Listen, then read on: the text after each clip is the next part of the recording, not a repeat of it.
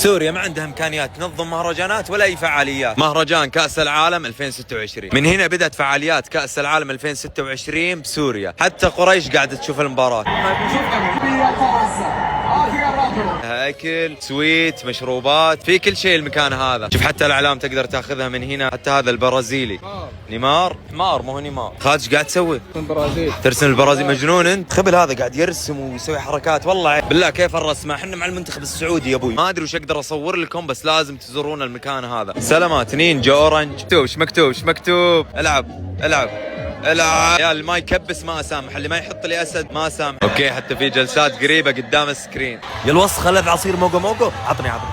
شوف كمية الناس اللي قاعد تشوف المباراة هنا. أنا قلت إني جيت بوقت ما في أحد. لمصلحة المنتخب. مهتمين بكل شيء هنا. يا طيب تخسي تاخذ الكاس، هذا لنا ما هو لك. هذه السيارات هي موجودة بالمعرض.